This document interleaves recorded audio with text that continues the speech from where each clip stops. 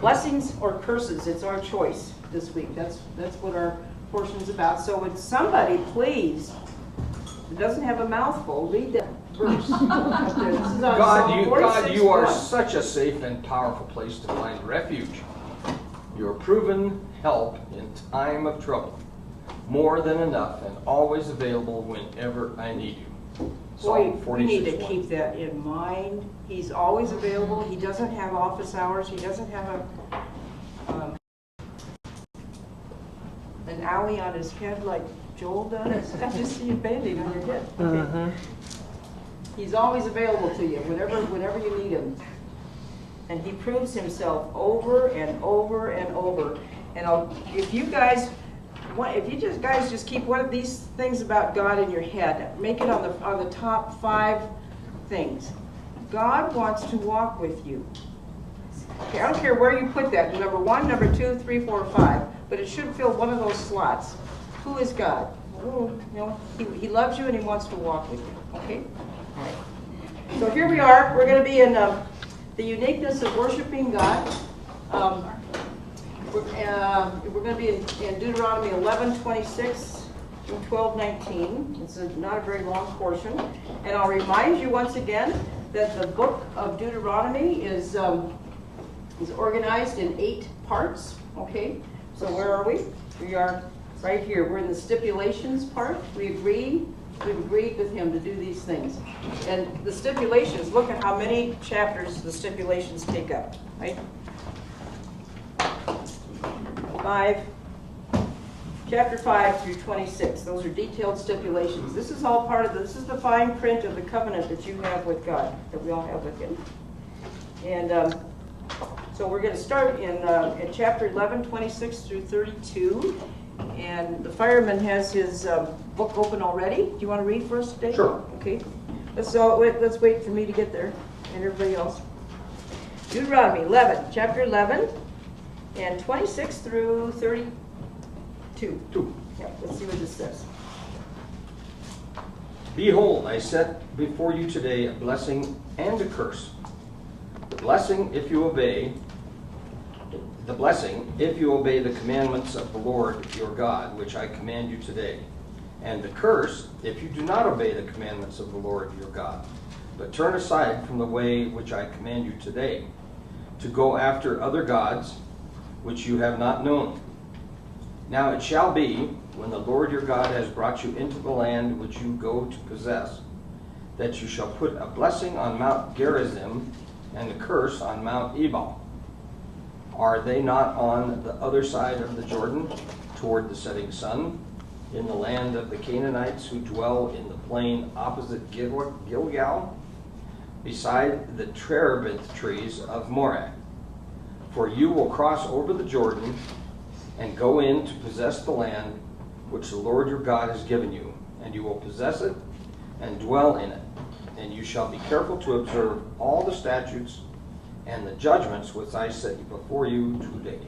Okay, so that's just very few verses. Boy, are these important, and there's a lot in them, and we're going to unpack them a little bit. So it's about choices, right? That's what I got out of that. We can choose blessing or cursing. It's about crossing over. We have to be careful how we walk. Okay, our walk with the Lord can't be a sloppy walk. Can't be a sometimes walk. It can't be it's kind of a crosswalk.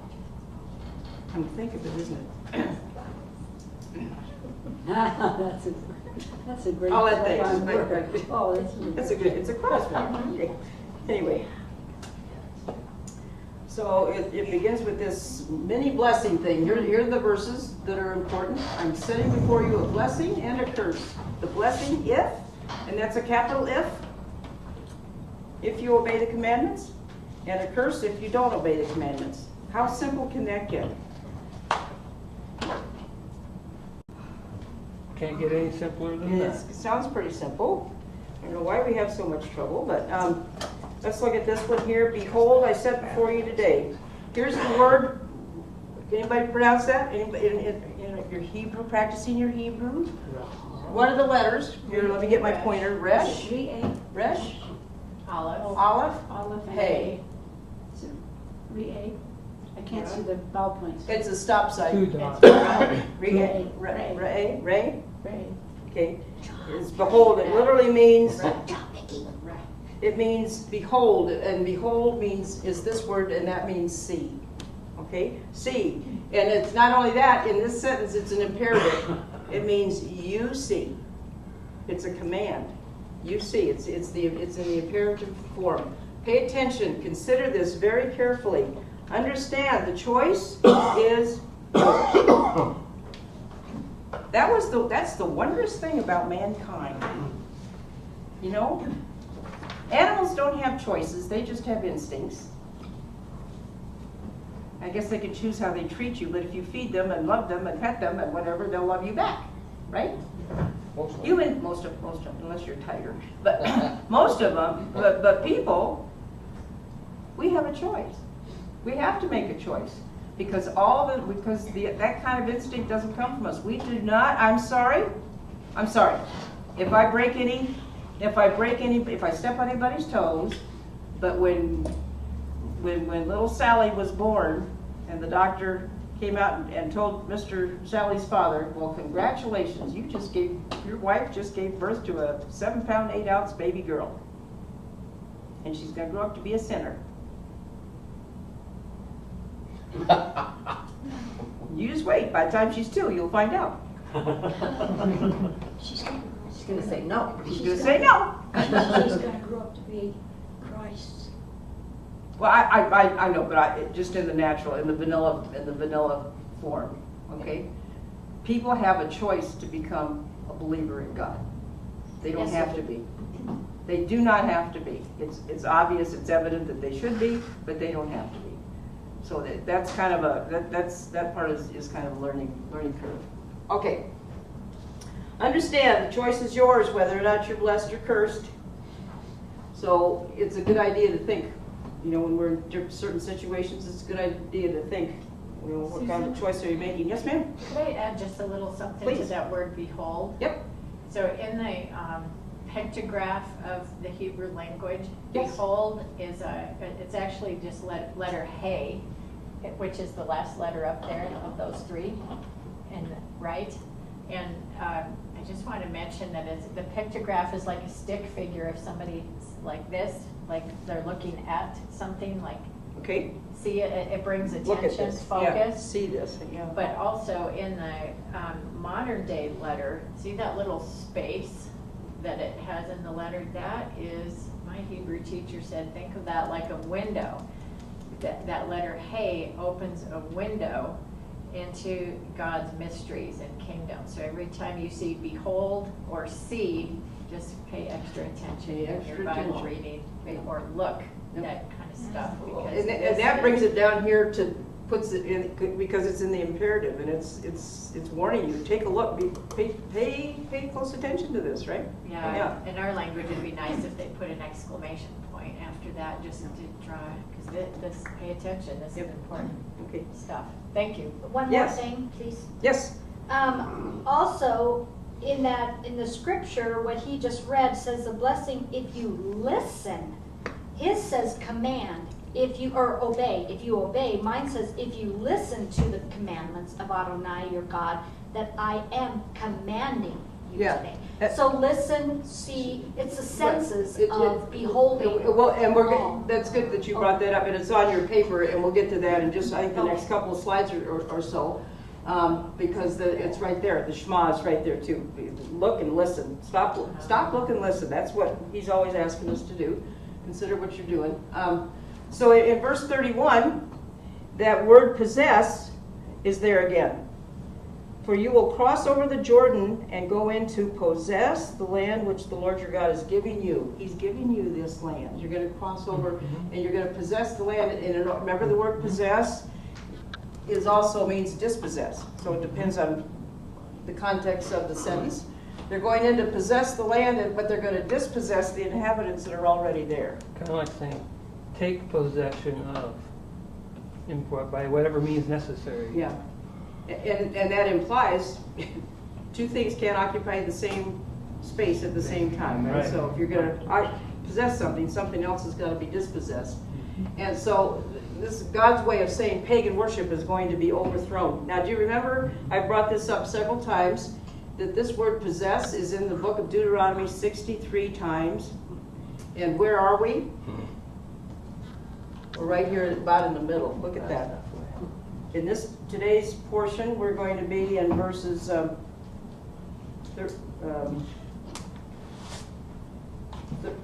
what did I do? Numbers. Yeah, Numbers. numbers. The number of times No. that's saying that it has the word. Oh, yeah, yes, thank you very much. That's enough, thank you.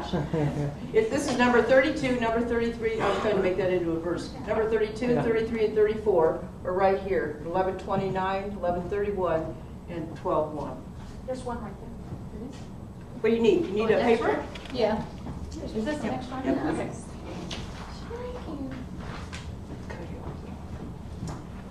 Right. So it was God's idea to create words, and He gave us the power to create something when they are spoken. When we use them, do you realize that we create things when we speak? Maybe not tangible physical things, unless I say, Joel, would you like my pointer? And Joel, I just use words to say that, right? And Joel makes a decision. Sure. Sure. So I'm giving you my pointer, and now Joel has taken possession of my pointer. Joel, may I have my pointer back? No. Yes. Yes. Anyway, okay. So, at any rate, words that you say, we get the idea. You either creates good or bad in your life. Okay? So all that to say this, that you choose, the words that you say are constantly making a choice. How you feel, what you do, where you go, who you say things to, what you say to them. It's an ongoing choice. Our life is an ongoing choice, and a lot of it has to do with words. Okay? All right. So here's that part, Rhonda.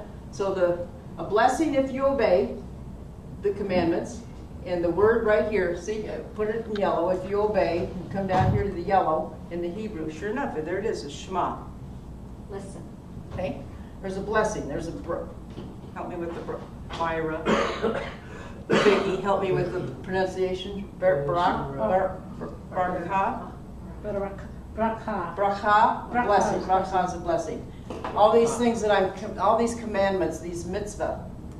Yeah. Mitzvah. It's a command or a precept. Okay? And curse if you don't. And the curse is kalala. I looked it up. Kalala. Kelala. Ooh la la. If you don't obey and turn aside. My granddaughter is coming home from New Mexico today with her brand new police dog. She's been down in training for this last week, and this dog's name is Ula. And I just so want to call her Ooh La La. You know, I hope that's a good thing. Don't call her Kayla. Don't call her Kayla. No. What language is she trained in? German, I think. Yeah. Just say yeah. I'm just going to say, how do you do? I want you to like me. That's a good thing, yeah. So cute. Okay, so the biggest enemy that we have in your lifetime are not going to be physical weapons, you guys, and that's what today's Torah portion is about. They're not physical There's weapons. some pretty cool things there. Those are pretty cool weapons, nice huh? little medieval, fantasy medieval weapons. Yeah, right, but we're not going to talk about those. We're going to talk about these. The biggest enemy would be idols, demons, rites and rituals of pagan worship. You mean we can't use these weapons against our... You cannot use those weapons against these things. biggest They will enemies. not- That's right. That's Yeah. exactly right. That's probably a much. You want to come up here? That's probably a much better way to say that. Than, we cannot. That's very good. Let's look at this again. Take the X out of there. I can't take the X out of there without taking those guys out. But we cannot fight these enemies with those weapons. It will not work. Yes, ma'am. That video you sent out about the Leviathan spirit, Yeah. you cannot just say, I rebuke you in the name of Jesus. You can't get him out. No. You have to get it out through prayer and fasting and say, God, this is your This is battle. your, yes. This Lord, is yours. please shine your face on me and get rid of these guys. Yes, ma'am. For the next generation, the biggest enemy is giving our children to people who will not teach them the way of God. Yeah. Kind of like this. Yeah. Yeah. We have got to be very careful where we have placed our children, in whose hands we place them in. Mhm. This would be a picture right here. Woo! These people are bowing down, they're blowing trumpets. The Israelites did this. After King Solomon, the Israelites did this. You need to know this. This is Molech. The only thing missing is the fire. It's the that fire was that built. was coming up out of him. Yeah. His hands were very hot, and they passed their children through the fire. Okay? We've got to be very careful who we put our children, in whose hands we put our children. Okay? That's part of your response. That's part of the responsibility of parents. I think. I can say that. Now my kids are all grown up and they turned out to be nice people. Praise God. I can say that now. But for folks that are going through the stuff now, there's a lot of prayer work that needs to be done, right? Yeah. Is there not? I mean, right? That's right. Grandchildren. Grandchildren. Great-grand. Yes. I might be able to say, you know, in the next 5 years, I'm going to probably be talking about great-grandchildren, and that's really scary. Really encouraging. Not now, but I mean, yes. What? Coming up this month, Yes. there is at the Trump Towers in Washington, D.C., is a summit In New York? that the children are being taught what's going on and through the scriptures and what's happening in the world. At Trump Tower? At Trump Towers this Oh, month. praise the Lord. See, Yeah. things are falling into place. Things are happening. His kingdom is wow. Washington. That's awesome. Yeah, but it's coming. Okay. It's Right? in one of his towers. It's in This one of kind, Trump's towers. this kind of stuff goes on, and we're going to talk about in whose hands we place our children here in a little bit. And God forgive me, and Lord help me. And I just added this a few minutes ago before we started this morning, so I guess I hope it's from him. Anyway, rain in Israel is one of the big blessings. I will send down showers in season, and there will be showers of blessing in this land. And I want you to look at this. Here's Mount Gerizim. It said, he mentioned Mount Gerizim, which is the Mount of Blessing, and Mount of Cursing, which is Mount Ebal. And when they go into the land, how Moses knew this, God told him because he'd never been there. He'd never seen this. Right? That's right. And he's writing it. He's going to put half the tribes on this mountain. He's going to put half the tribes on this mountain. I don't know at which point. And they're going to talk back and forth to each other, the blessings and the cursings of Deuteronomy 28 and 29. Which is very easy to do. Which is very easy You'd to wanna do. be- The acoustics here are perfect. Yeah, you'd by the want to be way. at the top, not down the Do you want to be at the halfway. top? Yeah. Okay. Because it's going to amplify it more. Good. We're going to take you here, Joel. Yeah. We're going to I take know you what on it Mount looks like Gerizim. up there. Yes, we're going to be there. Did- Aren't we? Yes, we are. Yes, we are. Are we going to shout Come blessings? November, huh? We're going to shout blessings across? You betcha. And you're going to blow your shofar. You're going to bless Yep. that whole valley. Yep. Okay? Do Right. we It's know- going to change. Do we know if we're standing from this perspective or on the other side of this perspective? We're in Nablus here, right? Are we on this like that, or were they on the other side? Who is Picture when? being taken from the opposite. Oh, the side. picture is being taken from, the picture is looking west. And is that what we're doing? Here, from here? No, no. When we go to Israel? Right now, looking at that, if we're facing this way, This is on blessing the- is on the left and Yes. the curses are on the right. Is that correct? Yes. This is on the south. Yes. This is on the north. Okay. Thank you. Okay. Yep. And this Shechem, which is Ephraim's town, is your town. Your town, Rhonda. This is your town. Yes. There are 200,000 Palestinians living there. You're looking at Palestinian roofs. But you're beautiful, yet deceived people. Right? Okay, That's the best way to view them? that would be very polite. Yes, Right. beautiful but deceived people. Yes, okay. That could be deadly at times. Could be, yeah, could be deadly time. Yeah. Just one more thing. Joshua's altar is up here, probably over here a little ways, right, Myra? Over here. Yeah. A little bit further. You can't quite see it. Picture, yeah. Yeah. What? We're going there, Question? huh? Wait, Yes. Why would, I never thought of it, but why would his altar be on the mountain that was cursed? Because he went to ask for, I don't know, we don't know. We Okay. don't, we haven't figured that one out yet. We have not figured that one out. Okay. But this mountain up here, Mount Gerizim, is where Hayovel is, and Ephraim is already up there. They've taken ground. They have vineyards, and they're helping the Jewish people a lot harvest crops from right, even as we're speaking, right? I mean, not right now because it's Shabbat, but this week they're helping with the harvest of, and they're helping the Jewish people to hold on to that land up there. This is Samaria. Hold the mount of Hold the blessing. mountain, hold it, yeah, they're Hold holding the mount of blessing. Yep. That's I would spiritual. say the reason why is, to your question, is because God is saying who is in control. It's not Satan's in control, God is in control. And I think that that's one way of saying it, because Satan wants to be in control. It's a good reminder because they wrote all the commandments on the outside of the walls of those stones. So it's good. So anyway, here's a kind of an overhead view. Map. Shiloh, here's where the tabernacle was for 369 years. And here's Mount Gerizim. And here's Mount Ebal right here. And here's Shechem right here in the middle. Okay, here's Jerusalem. And those are like a half mile across, I mean apart, or a mile. Something like that. maybe? Half mile to a Yeah, mile. half mile, something like that. Yeah. A little more than a mile, I think so. Okay. Close. This is 2,880 feet in the air, up elevation, and this is 3,083 feet at the high point. So, all right. At any rate, so warning. This is it. This is the point of the high point of the lesson today, I think. When you cross this river, God is giving them all a warning. He's giving His nation a warning. They haven't been in there yet. He's giving them a warning. When you cross this river, and there it is in Hebrew. Anybody read that? Ibratam, something. Isn't it big? Ibratam et Hayordan, the Jordan, this river. And you settle down here. When you cross over,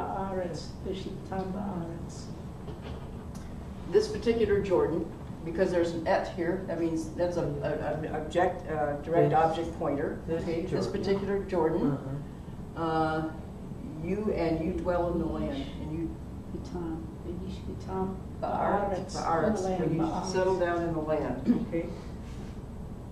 These statutes, these judgments, you are to guard them when you get there. Oh, how many? Not for 2 weeks, not for a year and a half, Not just the first 10. not just the first, no, all the days of your life. Okay, this is a warning to them. And I wrote this down, and I wrote the paragraph on your thing, and I just decided to make a slide out of it. But so when you cross over, you become. What happens is when you cross that river, when they cross over that river, they're going to become Hebrews, which has to do with crossing over. Okay? Do we have that? in You there? are the ones that have crossed over. You are belong to God, and you have crossed over, and you will be responsible for these commandments. You know what? This is not the one. Excuse me just a minute, because I want this one. Here we go. I'm sorry. I'm going to. That slide was supposed to be hidden. Okay. Because I like this one better. A Hebrew is one who has crossed over to become one of God's people. Abraham was the one that God called to come out of the land of his father and to go to the place that God would show him. Does that ring a bell? We should know that, okay? Abraham crossed over this river in obedience to God's call on his life. And after he did that, God made a covenant with him. We do as well. Every one of you guys have done this. That's why you're studying stuff about the Torah. we do as well. And when we decide to follow him, and we are part of the covenant that Abraham made with Yod-Heh-Vav-Heh, you become as much a part of that covenant as Abraham was. And that's why they call it Hebrew roots, the Hebrew roots movement for the Christians, because we've crossed over something. We've stepped across the line. You know the red line that everybody keeps talking about? We've stepped across it. And that makes you a Hebrew, the one who's crossed over. Does that make you Jewish? No. Say no, thank you. No. That makes you a Hebrew. A And we are Hebrew is like, a Hebrew in Hebrew is spirit. not, I don't think a Hebrew is a nationality. I think a Hebrew is a group of people who have made a decision to cross over and to obey God's word. Yeah. It become part of the covenant. You're covenant people. If you're a race, you're a covenant people. Say, what nationality are you? I'm a covenant person. You could say that. There's probably not a box like that for you to check on the piece of paper. You know, but you could, if you're talking to somebody, you could say, I'm Hebrew. I've crossed over and I'm part of God's people. I'm not of my father the devil anymore, if you will. I mean, spiritually, right? Yeah. You're not of your father the devil. Because before we became a child of God, our dad was the devil. That's the choice that man made way back in the garden. We've had to choose to become part of his family. True? True. True. Yes, ma'am. So America is a shadow of that. People America is. crossed over Yes. the ocean Absolutely. to come here because what nationality is American? We are the incubator for everybody. Polish, German, Ukrainian, English. There you go. You, Irish, something, right? Yes, yes. Dutch, Swedish, British, Scottish, yeah. Cherokee. There you go. Cherokee. I love how I've heard it said also is the church and the believers of the Gentiles are Hebrew spirit, and then the other is the blood, the flesh of Jesus' seed. So we are of the Hebrew spirit, so we come in to provoke the blood Yeah. to jealousy. Well, and one day we'll take it further than that. But for right now, we're just people who have crossed over. We're crossed over. We've made a decision. Do you want to go back? Does anybody want to go back and do it the other way? No. You I like okay? it on this side of the line. I do too. Egypt is Dolores. stinky, smelly, Hot. Actually, rotten. Yes, Okay. I mean, the old- actually, that line is completely, we're not just stepping over a line, we're stepping through his blood. That Yeah, red line, okay. we're stepping through his blood. That's right. Yeah, it's the blood that makes all the difference. That's for darn sure. Okay, so here's what I want you to understand. Abraham, if this ever comes up on a test somewhere, you'll know the answer. Abraham was the first Hebrew. Abraham was the first Hebrew. Abraham was not Jewish.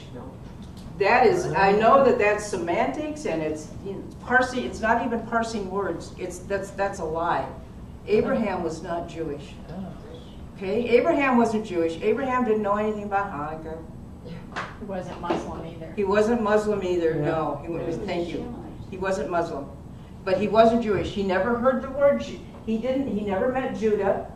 He never heard the word Jewish. He never heard the word Jew. The guy was out of Babylon. Let's see. I think God says, "I want you to leave Babylon." He was from Shem's. Really good. He wants you to leave Babylon. Okay, that's where he was. He was from that area. So Ur, what the race Chaldees. lives He in was one of the Babylon? Chaldeans. That's all Babylon. What race lives in Babylon? What race lives in Babylon? All of them. Yeah. They're everywhere. Yeah. Right?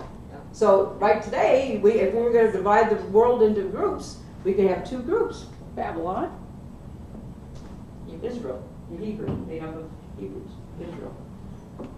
The world system, the world's kingdom, called Babylon. And God's saying, "Would you guys please come out of Babylon?" The call is still going out, Which is globalism. which is globalism. Yeah, the flesh. And would you please come over here into my kingdom? Because I'm telling you, it's rolling out in front of you. You want to be part of this? Which is patriotism. You want to be part of this? It looks kind of like nationalism right today. You know, and I'm going to say, I've said this before, I'm going to say it again because I believe it to be true. The man that he has given to lead this country for this time is now going around and doing a very Torah thing. We'll get to it here in the next couple of weeks. Right from the pages of Deuteronomy, right from the pages of the covenant. when you go in, and what you're going to need to do is go to the rest of the nations of the world, because you're representing me to the rest of the nations of the world, don't you know? Right? Right. Says God. And I want you to sue them for peace. Go to the leaders of the world and sue them for peace. Come on. Either they will or they won't. And either they will or they won't. And you know what? The nations are turning like crazy. The leaders are. They're making choices. And they're agreeing with the guy that Christians elected, essentially, to go over and to visit with these different nations and to sue them for peace. So we really want to get along with you guys, right? Yeah. That's what's going on. It might not look like that to you, but in the spirit realm, that's what's going on, and that's why there's so much spiritual warfare over this guy, because the world's leader, the devil, does not want this to happen. That's right. Right? Does that make sense? Yeah. You have to think in stereo. You have to think on two different levels. You have to think three-dimensional chess or whatever to get that concept, perhaps. But that's what's going on. And he is so clear the way he expresses himself. I mean, what is confusing about pay up? Yeah. Pay up. Pay your bills. You know. Yeah, we want to. He's putting things into a proper order, proper in fairness, you know, because at any rate, blah blah blah. We could go on about that for hours, but maybe we should go on. Now, here's I made this slide up this morning. I think this is really good. I like this one. So you got a message while you were out. The message is for you. It's today. And what time is it now? And Yah called, and he wants to make a covenant with you and be your God. And he wants to bless you. Call him as soon as possible. Okay? Nice. That's good. Awesome. I remember in the olden days when I was a realtor for 17 years. We had pink slips like that. Every time you walk in the front door, the secretary's going, here. Hey, Susan. Yeah. Can I intercede just a quick little song right here? Okay. Operator, give me information. Information, give me long distance. Long distance, give me heaven. Well, operator, information, give me Jesus on the line. Whoa, whoa, operator, information. I want to speak to a friend of mine. Prayer is a number, faith is the exchange, heaven is the street, and Jesus is his name. So operator, information, please give me Jesus on the line. All right.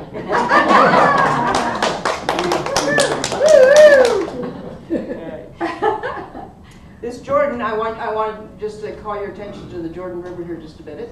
It's 200 miles long. Jordan River, do you know where that is? Can you point to that, Dolores, back behind you, where the Jordan River is? The Jordan River that we're talking about?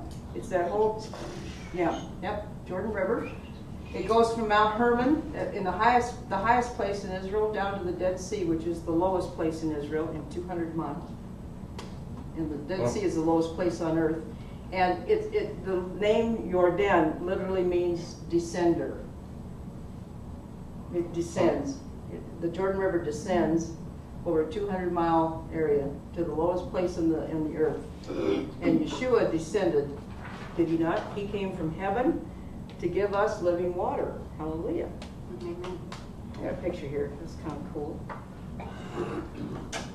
But whosoever drinks of the water that I shall give him will never thirst. And boy, you're not thirsty for another God after you've tasted him.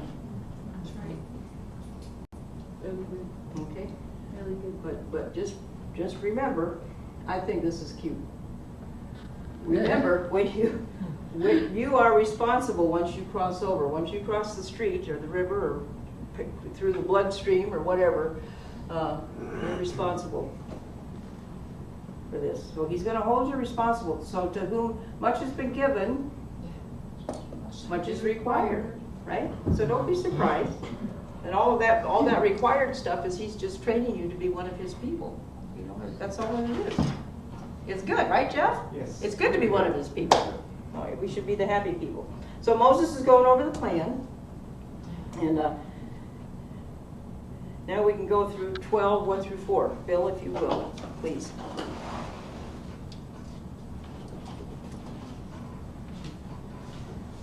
These are the statutes and judgments which you shall be careful to observe in the land which the Lord your God of fathers, the God of your fathers, is giving you to possess all the days that you live on the earth. All the days you live on the earth. You shall utterly destroy all the places where the nations which you shall dispossess serve their gods, on the high mountains and on the hills and under every green tree. And you shall destroy their altars, break their sacred pillars, and burn their wooden images with fire. You shall cut down the carved images of their gods and destroy their names from that place. You shall not worship the Lord your God with such things. Okay. You've got some directions now. He promised this land to your fathers. He's given it to you, and you shall live there all the days of your life as long as you keep these commandments. He gave them some very specific things. Cut down stuff. Cut down stuff like what? Idols? Graven images, right? Pillars, something, right? You're not gonna, he does not want them, God does not want to be worshipped that way. Okay, so cut them down. Deuteronomy, it's the worship the God commands. Okay, so I think fine print. Why am I telling you this? 12 through 26. Oh, chapters 12 through 26 is the fine print of the 10 Commandments that were reiterated in chapter 5. So this is, we're going to, I want you to notice. Chapter 12, just get used to it. Chapter 12 through 26 is the fine print of the 10 Commandments. This is how we're going to worship God. This is in the covenant that we're making. This, I would remind you, Deuteronomy is your covenant. This is how we're going to worship God. Okay?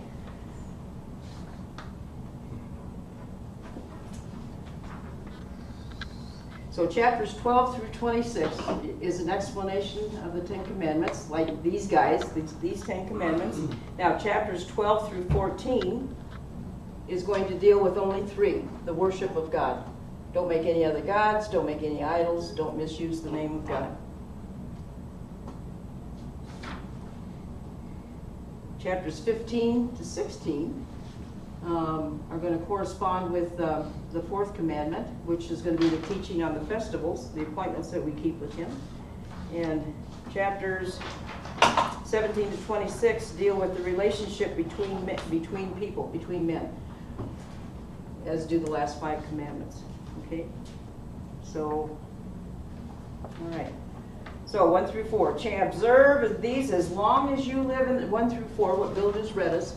Observe these as long as you live on the earth. You are to destroy all their places of the nations, these nations that you're going in to dispossess, how they serve them, serve their gods. You're supposed to obliterate them. The people and the stuff that they've been worshiping. What do I want to do here? You shall utterly destroy. We've just done that. Okay. Yada, yada, yada. All right. Here we go. Every green tree or evergreen tree, the altars, the pillars, the groves, the wooden images, the carved images that have names.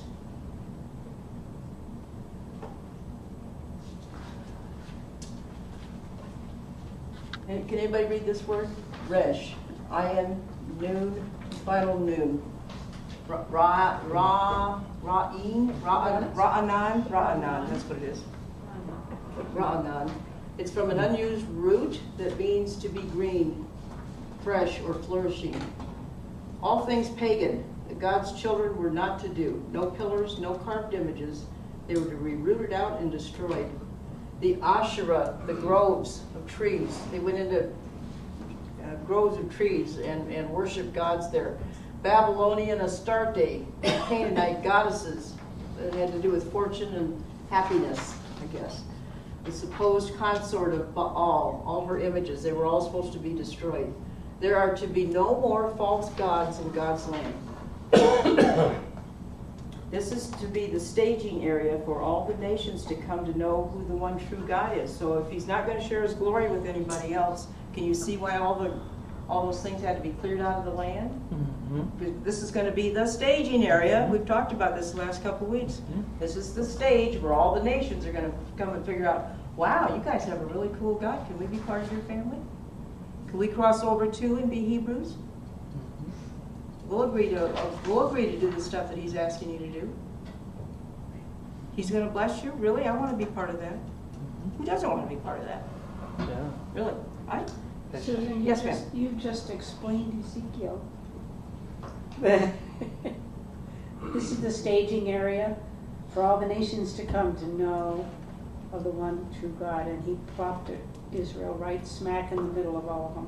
Right there. That little piece of ground right there on the map that just shows the little piece of land that's only like, whatever, that today, it's only 50 miles wide and 200 miles long or something like that, 250 miles long.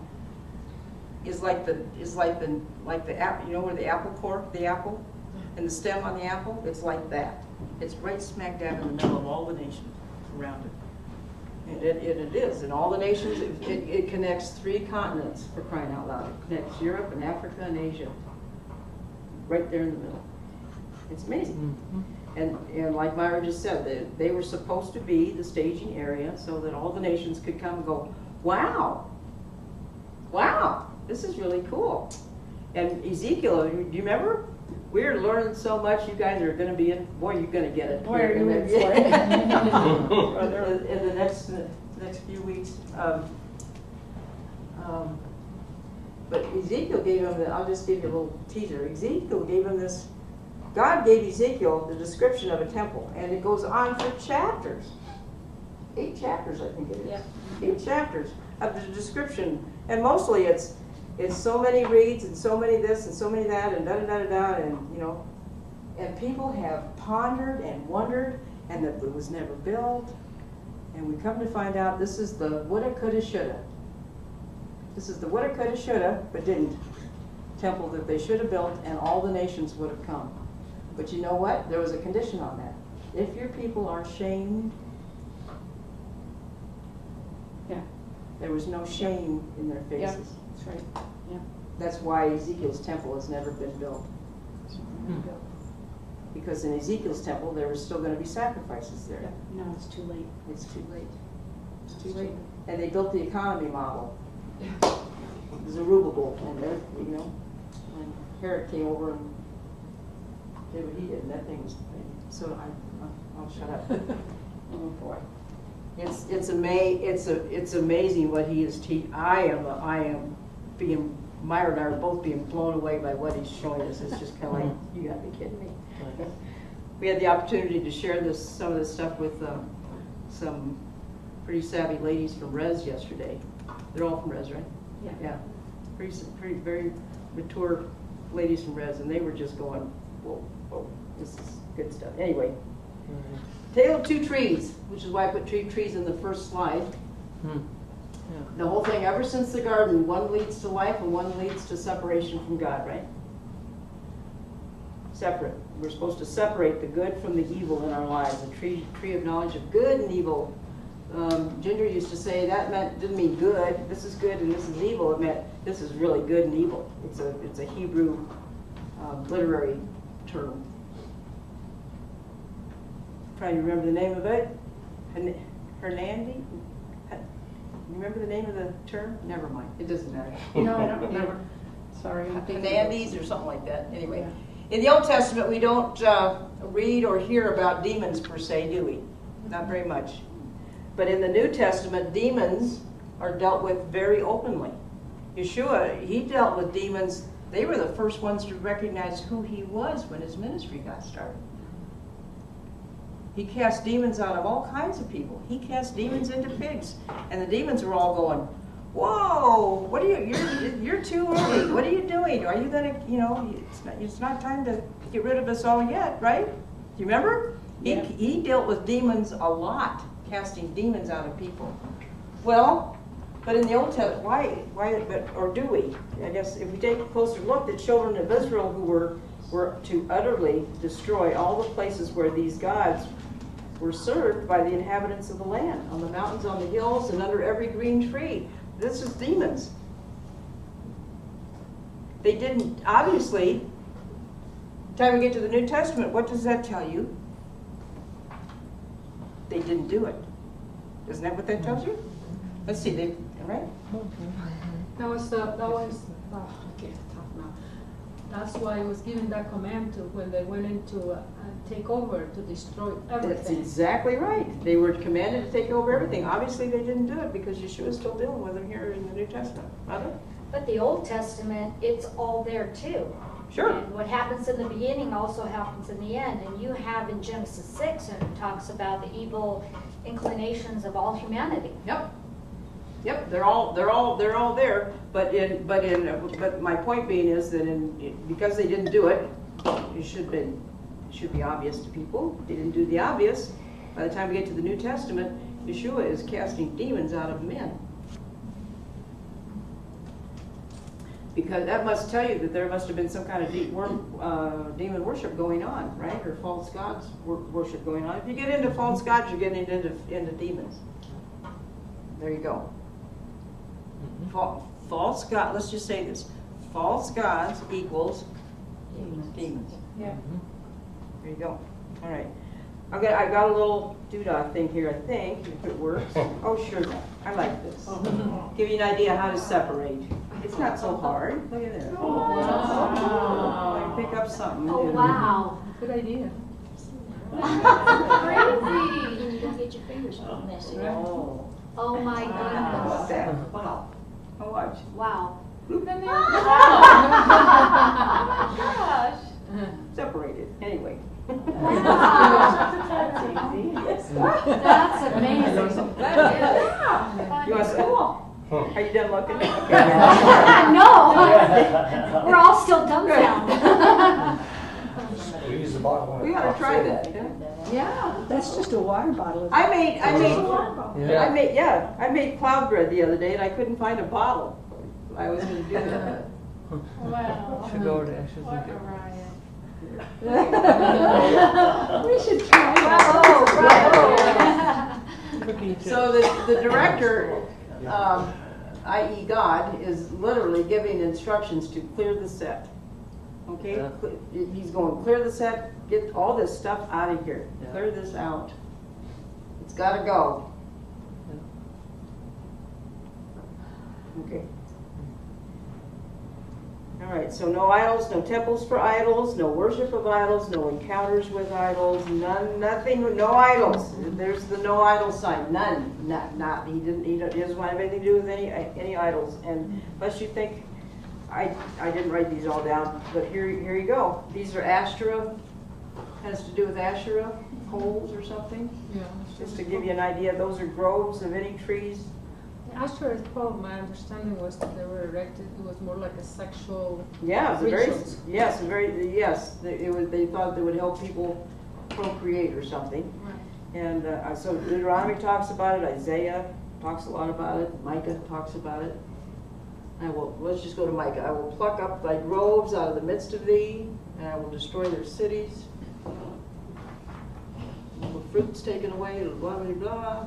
Anyway, so I'll give you an idea. That's just one area. That's for Asherah. These are about here.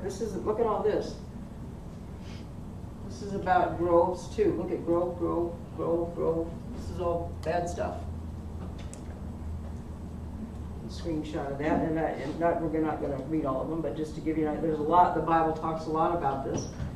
It's not kidding, Kings. So here I want to show you a modern day grove. A modern day grove. I'm just once again here. Look at all the times that he talks about groves. Okay, grove of trees. Now we're going to look at a modern day grove. I showed this 3 years ago. I thought this was very powerful. Modern day grove, Bohemian Grove. Have you ever heard of the Bohemian Grove? Yes. Yep. Bohemian Grove, founded 1872. It's in California. It's a 2,700 acre campground. Located 20,601 Bohemian Avenue in Monte Rio, California. Belongs to a private San Francisco-based men's art club known as the Bohemian Club. In mid-July, each year, the Bohemian Grove hosts a 2-week, 3-weekend encampment of some of the most powerful men in the world. Bohemian Grove, a private club, has extensive land holdings in the area, which are used for summer retreats involving many high-ranking male members of the business and government communities. Let's just take here's 1872, this has been going on for a long time. Pictures of some of them. This is what rich old men do with their money, I guess. Okay? They're coming through. You see all these tables?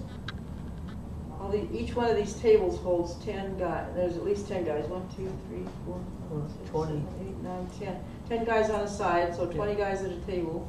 Wow. The bigger tables. All these tables. And see all these guys? These are all their servants. In their white hat, in their white coats. In a Bohemian Grove, this is north of San Francisco, about 70 miles. In the Redwoods.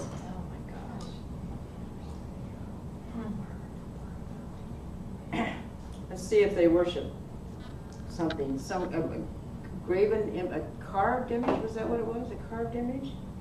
Look at this. The wise old owl of the Bohemian Grove. There's a stage there in front of them. The picture. You see him here? He's got moss and stuff growing all over him. They opened the ceremony carrying a coffin. And on their shoulders, and inside the coffin, they're celebrating the death of. I think the name of the entity in the coffin is I don't care.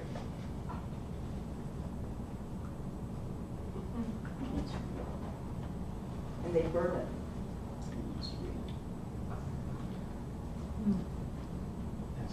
Some say a lot of this stuff has to do with child sacrifice too. Yes, it Uh-huh. is. Sacrifices. Now, you want to know why God is having the swamp drained?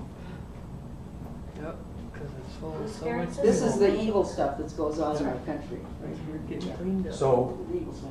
the gazillionaire in Fort Collins, Pat Stryker, has the Gazillion? Bohemian Foundation. He's the head of a Bohemian? No, it's a she. It's a she. Has a Bohemian? Pat Stryker Yeah. has the Bohemian Foundation. It's called that? Yes. Wow. Have you looked into it? Does it have anything? I- This is a men's club, so that's interesting. No, that's just her foundation. That's It's just best her on foundation. stuff. Wow. You want a CSU football stadium? Everybody says no. Oh, Pat says, yep, we'll put one there. It's all part of the New World Oh, Bank. it's all part of the New World Bank. Huh? Yeah. Where's that stadium? Oh, it's near the railroad track. That's Let right. me give you, I just heard this yesterday on the news. George Soros. Have you seen this little Asian gal who's making these terrible reports? Da, da, da, da? Oh, yeah. Well, and she just got a job. She's supposed to be Harvard educated. Supposed to have a law degree from Harvard. Okay. She has And no knowledge whatsoever. that's what they say. She doesn't speak well. She doesn't speak like a Harvard trained lawyer. Let's put it that way. And she's Asian. She should be brilliant. I mean, Asians are brilliant. And I'm not. This is not about I'm not denigrating anything. But she's going against. She is so angry against white men. I mean, it's your fault. It's your fault that the world is like this, you guys. It's all your fault, Joe. And I forgot what it was. New York George Times. Soros. Oh, George Soros. Thank you, George Soros. He's white. So she now has a job as a reporter on the New York Times. Mhm. Editor. And a manager Yeah. even. She's a manager on the New York Times. This lawyer, and somebody gave her a piece of paper out of the box. Anyway, and George Soros evidently spent gave $300 million to the $300 million. Yeah, I don't know if it was 3 or 300 million, but he just invested a lot of money. millions of dollars into the New York Times. Into the New York Times, and they gave him a really nice write-up about George Soros. Oh, they Yeah. And now she's writing for him. Oh, you know. my gosh. You see how this stuff, like it's all kind of all connected, and we think that newspapers are telling us the truth, right? That's not. Do you have one more picture? I do, I have some more, I do. She hates everything too. She hates I'm men sorry. and police and all the Yeah. Everything that standard George- things of George society. Soros stands for. She hates it all. Yeah. Susan, I'm Oh, sorry, totally I interrupted balances. Dolores. Were you gonna say? Oh, I'm sorry, something? I'm sorry. And we're talking about idols. I know, that's the And- whole point, yep. And Trump, this is, like you said, what's going on? He's draining the swamp. But before him and Melania actually went into the White House, before they will enter in, they had everything demolished and prayed over and anointed and redone before they were. Oh, that's why it took so long for her to move Yep, in, and wow. they got rid of all the idols in there and all the sacrifice stuff and everything. Except that there was one hidden in the Oval Office Oh, really? that they didn't find till later. They got it now. They They got got it now.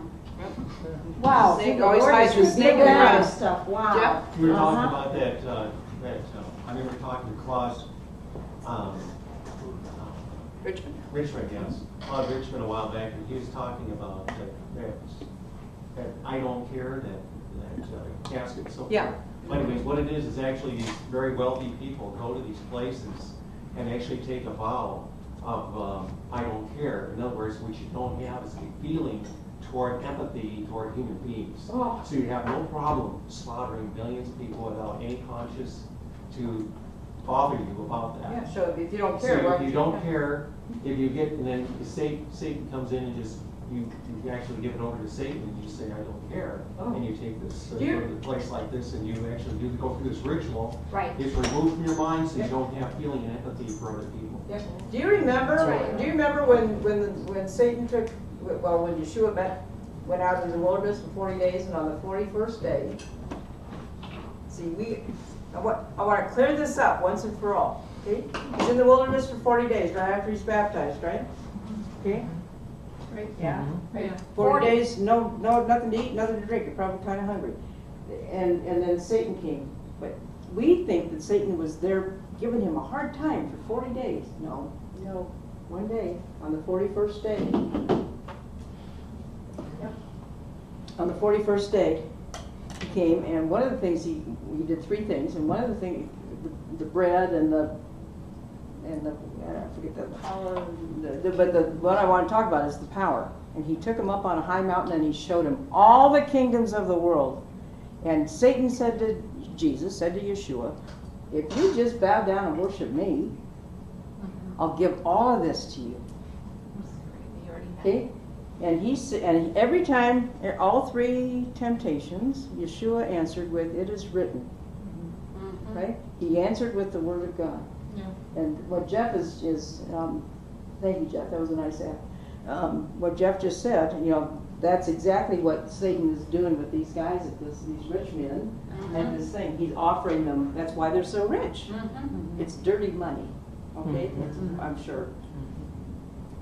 No doubt. Right? No doubt. And you won't care. Did I just say that there's anything wrong with having money? No. No. But how it's come about, that's where it can be nasty. Okay? The desires of the flesh. Yeah. Yeah. Exactly. And those are the kind of things that people are making decisions about today. Which line are they going to stand in? Yeah. God is not against people having money, but it's how you use it. Yes. What Right. it's used for. Well, look at Trump. How's he using his money? Yeah, how's he now? using his money? As You want to tell him how he's using? Would you give an example? You told me yesterday or the day before how he's using his salary. Well, Don told me that he took his whole salary this year and he donated it to the United States to maintain the graveyards where service people are buried.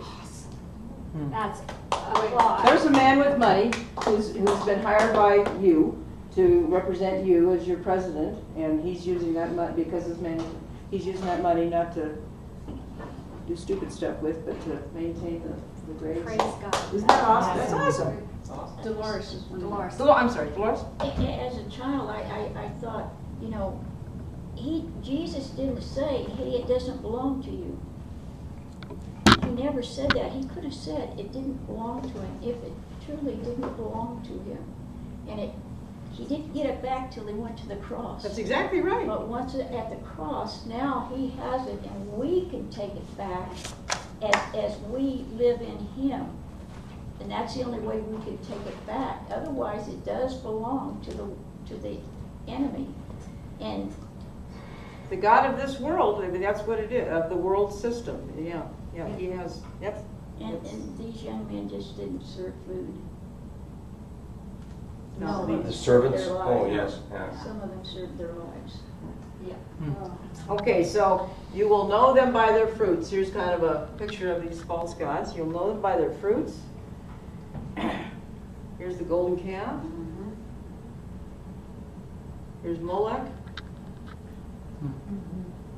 Israel had a lot to do with Molech down through their history. You wonder why they were taken out of the land? Was it just that God was in a bad mood one day? What happened here? Ever come to know?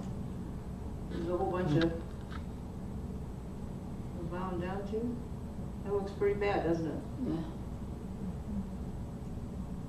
How about this guy? Yeah.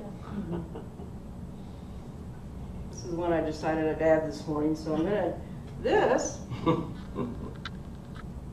is it's a fascinating story, and it's something that we have created. This is our image of Santa Claus, and we all grew up with him, and let's all admit it, and it was wonderful, and da-da-da-da-da. And your mom took you down to the shopping mall, more than likely, to see Santa Claus, and she said, "Here, Sally, we're gonna put you up on Santa's lap." And Santa held Sally in his arms and said, "Well, honey, what do you want for Christmas?" Right? Mhm. By your Christmas tree under the grove that came out of the grove. I made the decision when my kids were small and they understood that I told them that it was the Lord Jesus who provided for us to give a gift to them, not Santa Claus, because I didn't want them to be confused. That's very With good. the truth. Thank you. I didn't want them to be confused with the truth, because if I'm telling them the story about Jesus and I'm telling them about Santa Claus, Yeah. that's a lie and a confusion. So we didn't do the Santa Claus stuff. We just said, no, this is Jesus. That's very. That's what Myra and their family decided to do when their kids were little too. This is a story. This is a made up thing. But I'm going to show. I'm going to show you a clip just because it's a cute clip.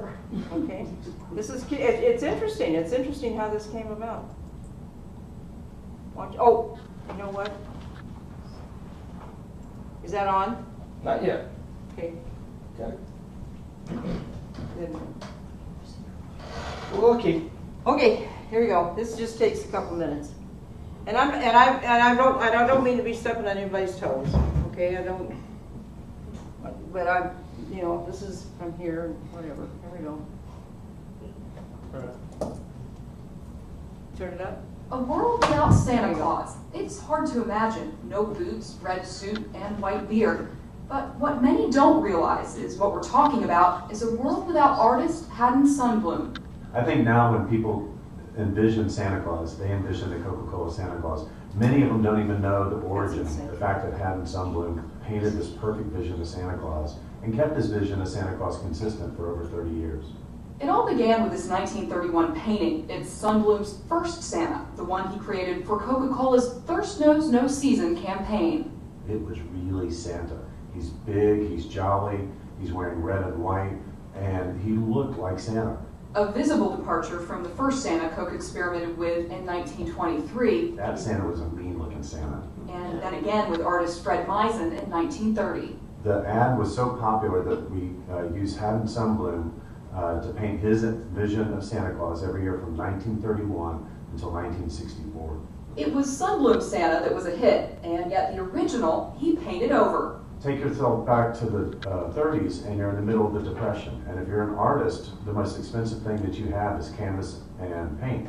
So Sundblom took that same 31 Santa and he just modified it a little bit. He put a hat on him, he changed the arm angle slightly, and put a whip in his hand for the reindeer. So you can see the first and the third Santa Claus painting all in the same painting. Throughout the year, Sundblom's neighbor served as his model Santa, but when he passed away, the painter became the model. it backfired on him one year when he was looking in the mirror and he painted his belt buckle in mirror image. So that in the painting, the belt is actually drawn backwards. Then there was the issue of Mrs. Claus. Another year, a very observant fan wrote in to ask what had happened to Mrs. Claus because Santa wasn't wearing his ring that year.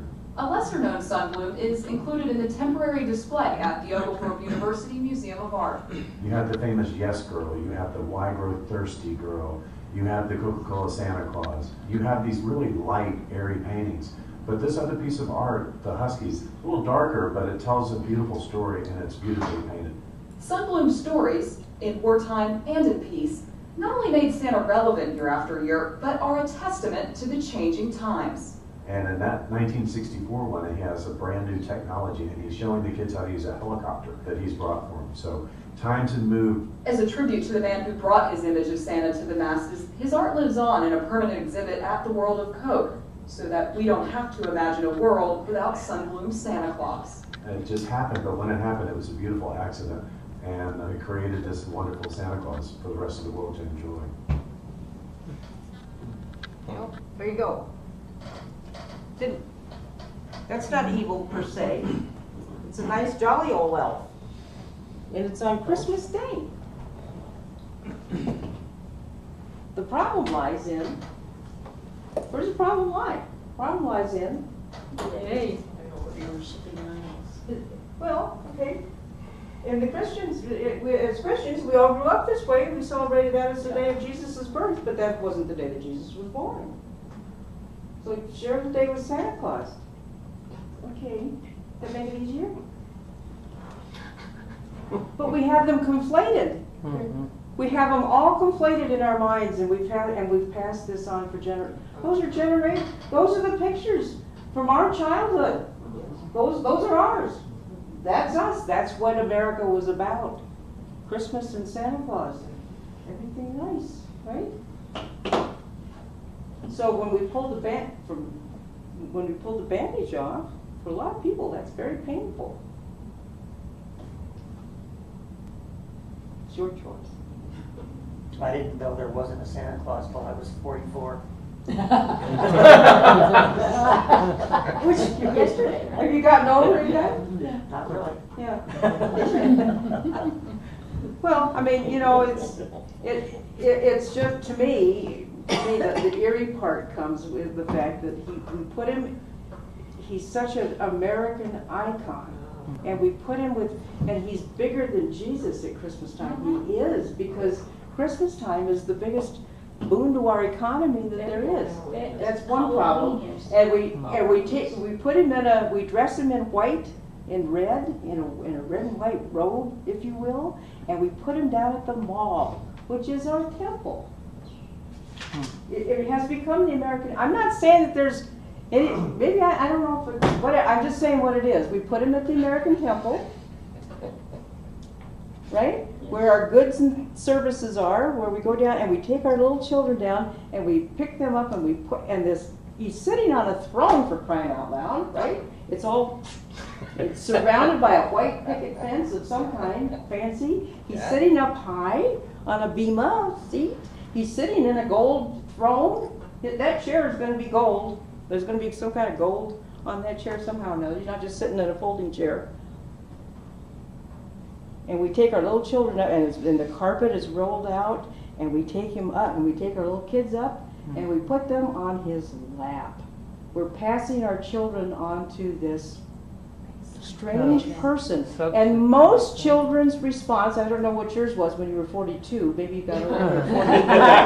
But most children, with little kids, they look up at that guy and they scream, and they're scared to death of this guy. They smell the alcohol. They should be. They smell the alcohol.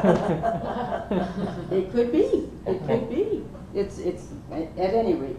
You know, those are kind of things that we just have to kind of sort through our mind. We go, oh, well, Jesus knows my heart. Yeah, he does know your heart. He does know your heart. That's the thing. I think it's weird, I mean, it's not weird, but think of Santa and Satan are the exact same letters in the same word. Yeah. There's, you know. Isn't that interesting? I know.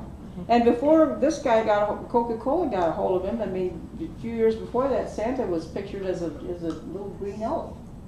Yeah, he was an elf. He was an elf. That's what he was. And so it's a Coca-Cola. It's an American corporation, right?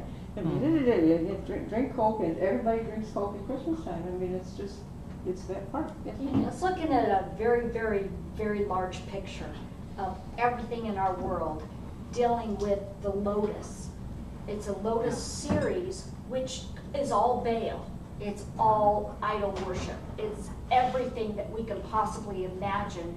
And we have been mind, euphoria, playing, dumbing us, mind play of throughout our education, throughout our culture, throughout our temples, throughout everything that we know in this world of what is pleasure. And that's exactly what Satan has been working on us forever. But if you take it all the way back to the beginning, in the plant, it's a euphoria of dumbness. And it's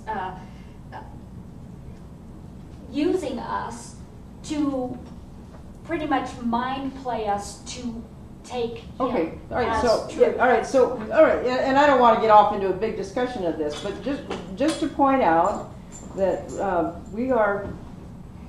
Let me say this: there's nothing wrong with shopping malls. It's very convenient to go to a shopping mall, right? And go shopping. Yeah. And there's nothing wrong with having money. No. When you have money, you're going to spend it. You got to spend it on something, right? There's nothing wrong with that. There's nothing wrong with buying presents for people that you love. There's nothing wrong. There's nothing wrong with giving to charities at the end of the year for tax purposes and all that blah blah blah. Blah. There's nothing wrong with any of that, is there, Jack? There's nothing wrong with that. Tell me. No. There's nothing wrong with that. What's wrong? What's wrong? If we confuse in our minds this, in telling our children that we're Christian people, and we want our children to know the truth about who Jesus is, right? We don't want to confuse our children, and they're very impressionable, right? Yes. With what this thing is. Even up to 44? No, Even up to the age of 44, because it really hurts when you're 44 to figure it out. Somebody just yesterday did a timeline. I saw it for the first time. Did a timeline, and if you look back at the timeline, Nimrod was the one who was caused the Babel. Mm-hmm. But if you do a timeline, he's only 60 years older than Abraham. Mm-hmm. And they die about the same time. Yeah, they're And so when the Nimrod was broken up, the 69 of the people took Nimrod's thing, and one person Abraham took God's thing. So there are 69 to 1. Those 69 languages that are out there, they all have the same Nimrod in different languages, like Osiris and stuff like that. That was part of the language change from Nimrod. They all go back to Nimrod, and Nimrod was a satanic. Well, that's what the 70 nations are about. There's Abraham's nation, and there's the other 69 nations, which make, and we do not want to be part of that. We want to be part of Abraham's nation. Right. There you go again, right? Yes. Yeah. Okay, that's good. Thank you. That's good. And it's about the prophets of Baal or God. Exactly God right. Almighty. Choose this day who you will worship, serve. said he, right? That's right. Who you will serve. If Baal is God, then serve him. But if Yahuwah is God, then serve him. Make up your mind. It always comes down to two choices. That's right. Every time, all the time. Yeah. Which is choice. Choice. The pictures you were showing us of the grove and the owl, I'm pretty sure I saw it. Now that was back in the 1800s, but This is now too. Yeah. I believe it goes on today. Oh, yeah. I'm sure that I've seen that same picture with some recognizable faces, like Mr. Clinton, both Mr. Bushes. Yes. And a lot of people whose faces I left didn't those know. out because I just didn't want to get too controversial. So thank you for bringing that up. That's right. I asked if you had one more picture of that because I was going to say Yeah. it back then, but Yeah. I've seen that picture. Yeah, me too. So I have a question. Yes, sir. So he says, destroy these things. Would he protect us if we went in there and blew up the owl? Who? We went in there.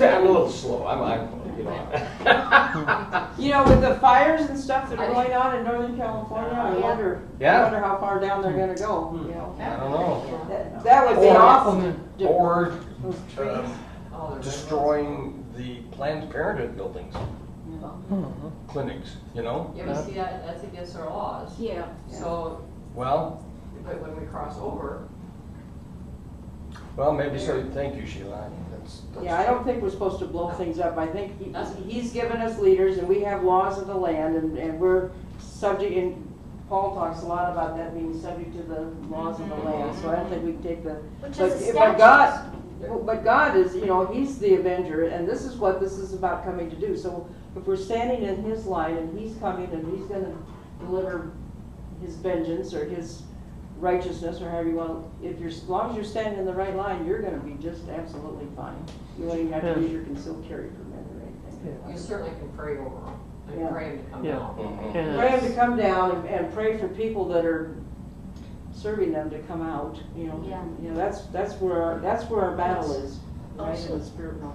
But isn't that what the statutes are, is the law that Uh-huh. is ordained? God's The law. statutes Yep. and stuff, and ordinances, and he says to follow the statutes and ordinances. Yeah, he does, he does. So we're not to partake in that, Right. right? arson is against the rules. Arson is against the rule of law. Well, yeah, there's a difference between, when a person goes to do something that's right just because they know it's right, that's called a vigilante. But when a government goes to do something because it's right, then that's order. That's law and order. Right.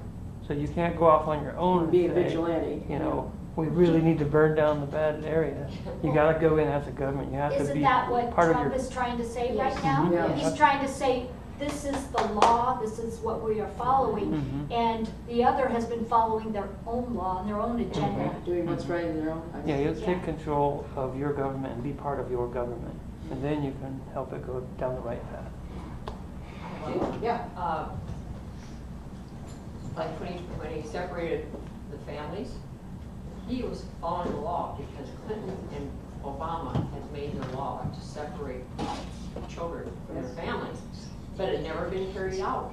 Really, Obama did some here and there, but I mean, this was am I wrong? There were lots of kids separate. They want the kids, that's why. They want the kids. They're not responsible for the kids, so they can take the kids. Right, but he did follow the law there. Yes.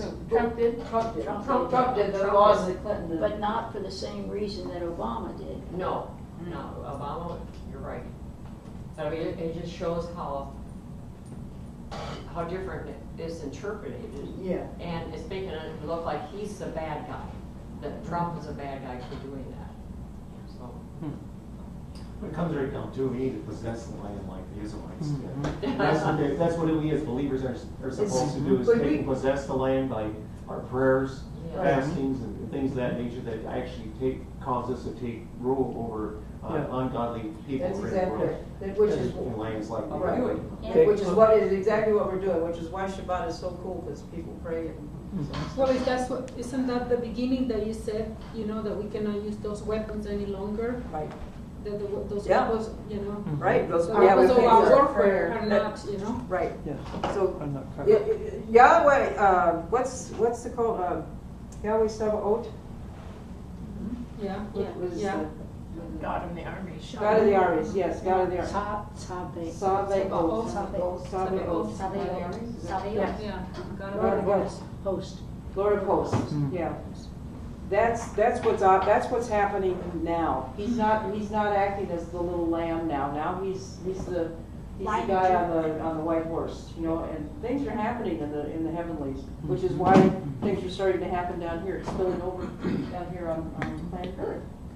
Go In get the 'em. kingdom of the world. Go get him, God. So we're Go God. Yeah, go God. Yeah. Right. Go God. Army of God, Army of God, take your place. Okay. He said, you don't know what Do you have a manner banner? of people you are. I know, I'm standing on the street corner. Go. He said, you don't know what manner of people you are. Okay, so we don't want to be like this guy. I mean, right? We don't. I mean, this is we don't want to be the victim of this guy. What have I done? Slideshow. What have I done? current slide, here we go. Oh, next slide. Okay, boom. Have we gotten down to 19 yet? I think we're almost there. No longer correct. Okay, go ahead, finish this on.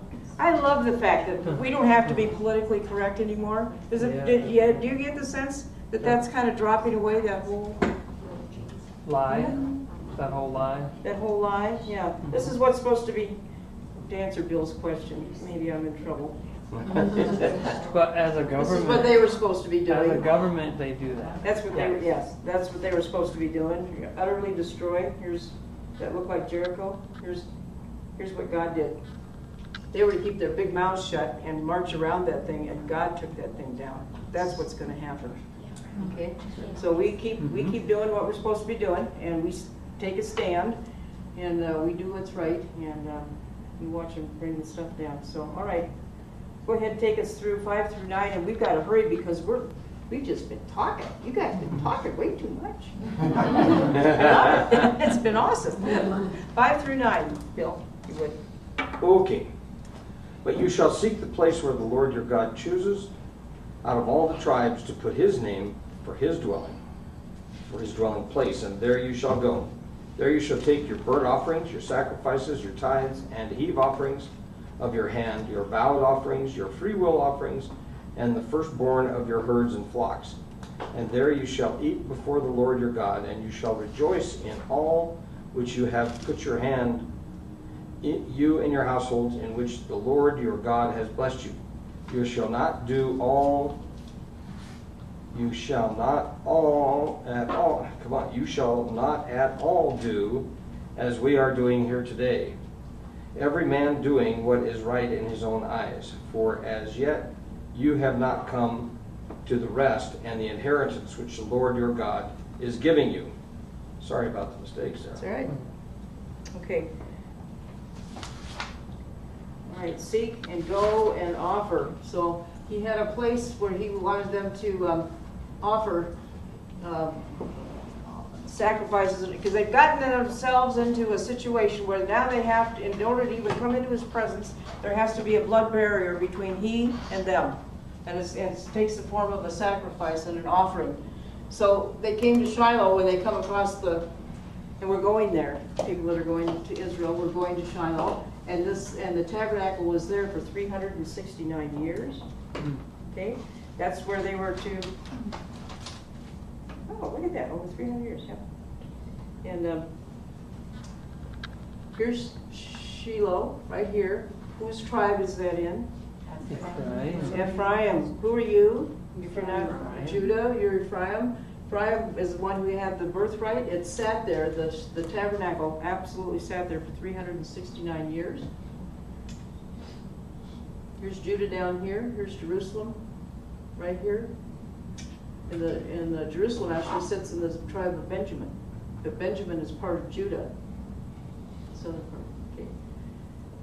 What is this? Ephraim. What tribe? Okay. Yada. Okay, so it goes on a ride. Goes on a set. Here's Shiloh. Here's Jerusalem down here. They started getting themselves into a lot of trouble. It takes a ride over here. It comes around over here. It takes a ride right over here to where are we going? House of Obed-Edom. Is this where we're staying? Real close? Right down the road from? Just down the road. We're like next door neighbors is where we're going to be staying, Joel. Right here. Okay. All right. So 369 years here. It says 305, but it wasn't. It was 369. It goes on a ride. David brings it up. It stops here. David brings it up to Jerusalem. Brings up the Ark of the Covenant, right, to Jerusalem. And Tabernacle of David is erected in 1001 BC. Does that sound right? Something like that. Okay. So at any rate, there's the path of the Philistines came and took it. You remember the whole they put it on a cart with the cow that just had a baby, and they kept going, right? Remember? So the Philistines found out they didn't want the God of Abraham, Isaac, and Jacob living in their midst because it just wasn't going well for them. Okay, so tabernacle, yada yada, Solomon's temple was here 410 years. Isn't that pretty? Yada yada yada. Okay. Zerubbabel's temple. This was the economy one. This is the one that got built instead of the one that Ezekiel describes in 8 chapters. Because they were not ashamed. And the Spirit of God, the Holy Spirit, the Ruach, never filled this temple. Think about that. It left Solomon's temple. Solomon's temple was destroyed. Where did it go when it left Solomon's temple? Does anybody know? He's done. It went to Babylon. And Ezekiel saw it go to Babylon. Ezekiel saw it go to Babylon. God will go with you wherever you are. He just wants you to turn around and come back to Him. Anyway, blah, blah, blah. Here's the remodel. Herod didn't Herod, he was just such a builder, wasn't he? Yeah. And here's the comparison between Herod's temple. This is what he had, this is Solomon's temple, and this is Herod's temple. Herod was quite the builder. Now, give you an idea, this is an American football field. This is what Herod built. Okay. Now, there's newer research, and this is what we believe, the newer research that says where the temple is. This would be the Temple Mount. This is where they're collecting money from Christians to help them build the third temple, don't you know? Temple Institute. But there's newer research saying that the temple was actually down in the city of David, which makes a lot of sense, and there's a lot of reasons for that. So from there to there, big difference. More research will be coming out about that. But Israel was only to worship, and the point is, Israel was only to worship Yahuwah at one central sanctuary that he had appointed. And he appointed the tabernacle, which was in Ephraim land. And then he came and he filled the temple of Solomon. He never asked David to build in that, by the way. The emphasis is not upon one place so much as it is the place that Yah chooses. So it's not about the place, it's the place that he chooses. And you know what he says now, since Yeshua is resurrected? You know what he says now, Sheila? You're his temple. Okay? Is there going to be another temple? No. It's not necessary. It's not necessary. You're his temple. All that stuff that we read about in the book of Revelation, the city comes down from heaven like a bride, and the Spirit of the bride say, come, you know, and you're God, but there's no temple there. John says that. There's no temple. There's no temple. You are the temple. You are the temple. Thank you. Yeah. When we get that, we're going to get that. When we get it, we're going to go, oh. Everybody go, oh. Oh. Oh. That should change your outlook on everything. If you're the temple. It's a good thing. I wonder God's people are happy. Okay. Seek and find the place out of all the tribes. This is all pre-Yeshua for your burnt offerings and your sacrifice and your heave offerings and your vowed offerings, your freewill offerings, and the firstborn of your herds and flocks and all that stuff. You know, we don't do those things anymore, except we dedicate our children to the Lord and we make vows to Him. You do your tithes and offerings and that kind of thing. But you're not doing sacrifice. The only sacrifice we have now is a sacrifice of praise that we should bring into the house of the Lord. Right? You're not killing animals. Don't go out and kill an animal and say, God, I did this for you. Don't do that. There's not one more sacrifice that needs to be made in that way. Otherwise, if you do that, you're taking God's name in total vain. That's why I don't think there's going to be another temple. Right. Otherwise, we would be taking His name in vain because He's completed that. When Yeshua on the cross said, hey, you guys, it's finished, He meant it. We'll be talking more about that in the next. So whatever. You shall not do as you're doing today. I love this picture. Oh, whatever. What difference does it make, you know? Not doing what's right in your own eyes. All right. I think we're almost done. take me 9 to 19, and then we're done. I promise, and I'm sorry that we're 10 minutes over here. And 10 to 19. 10 to 19. 10 to 19, yeah. But when you cross over the Jordan and dwell in the land which the Lord your God is giving you to inherit, and he gives you rest from all your enemies round about, so that you will dwell in safety, then there will be the place where the Lord your God chooses to make his name abide.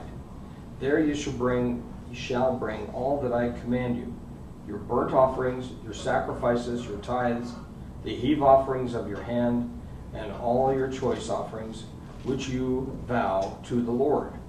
And you shall rejoice before the Lord your God, and you and your sons and your daughter and your male and female servants, and the Levite who is within your gates, since he has no portion nor inheritance with you. Take heed to yourself that you do not offer your burnt offerings in every place that you see, but in the place which the Lord chooses. In one of your tribes, there you shall offer your burnt offerings. There you shall do all that I command. However, you may slaughter and eat meat within all your gates, whatever your heart desires, according to the blessing of the Lord your God, which he has given you. The unclean and the clean may eat of it, of the gazelle and the deer alike. Only you shall not eat the blood, you shall pour it on the earth like water. You may not eat within your gates the tithe of your grain, or your new wine, or your oil, of the firstborn of your herd, or your flock, or of any your offerings which you vow, of your free will offerings, or of the heave offerings of your hand. But you must eat them before the Lord your God in one place, in the place which the Lord your God chooses. You and your son and your daughter and your male servant and your female servant and the Levite who is within your gates. And you shall rejoice before the Lord your God in all to which you put your hands. Take heed to yourself that you do not forsake the Levite as long as you live in your land. Okay. Okay, so you've not yet come to the rest and to the inheritance which the Lord your God has given you. So they still have a Menukah is the resting place, and Nakala is the inheritance portion. This has a lot to do with the offerings that are given. So Israel's looking for the same thing today. They're looking for safe and secure borders. Nakala and what did we say? Nuach, and I forgot. Nuach, yeah. And Bashak, Batak. Okay. Everybody's looking for that. Safety. Yahweh wants exclusive rights to your worship. Look at all these temples and all these different places. Don't have anything to do with God. Not this one, not this one, not this one, not that one. Yahuwah, he associates his name with one place. Restriction distinguished Israel's worship of Yahuwah from the Canaanite worship that was a polytheistic and pantheistic. So God is one place, the place, and Yah would not, that Yah would have his name dwell. And today, that's you. Okay, back before Jesus was, it was at the temple or the tabernacle. We cross over. Well, let's see what this says here. Crossing over to dwell in safety. That's the place where Yah chooses to make his name abide. He wants you to cross over some imaginary line, the bloodline of Yeshua, if you will. And there he promises for you to dwell in safety with him. Who wouldn't want to serve a God like that? I mean, really.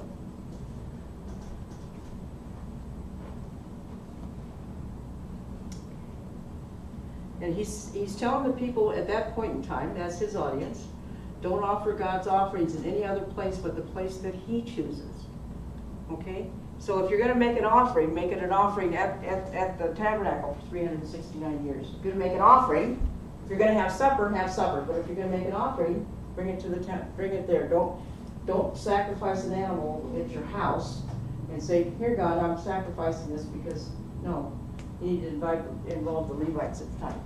Okay? At the time, you need to involve the Levites in the place that he chooses. Okay? So, but if you want to eat meat, eat meat. I love this part. I love that one. Eat as much meat as you want, he said. Okay? For people that have O-type blood, that's really a blessing. According to the blessing he's given you, the unclean and the clean may eat it. Does this mean animals? Unclean and clean meat? No. The unclean and unclean people. Right? Yeah. You can all eat meat. So, just what he's asking you not to do, is don't eat the blood. You shall not eat the blood. You shall pour it on the earth like water. Okay? Well, or down the sink, I guess. I don't know. And don't eat these offerings within your gates, but you have to take it someplace. So that would be the peace offering, the sin offering, the first fruit offering, so forth. Had to be taken up to the tabernacle or the. Okay. In other words, Tuesday night supper at your house is not the same thing as sacrifices. Okay. That's all that means. Offerings are to be eaten in a place where Yah puts his name. And he is absolutely reaching out right here. We need to be, to take that helping hand that's reaching out to us right now. And fires, all kinds of stuff going on. The world is falling apart. All kinds of crazy things that are going on. And his hand is always there. He's just reaching out to take it. Okay? Amen. The end. With that, we'll quit. Sorry.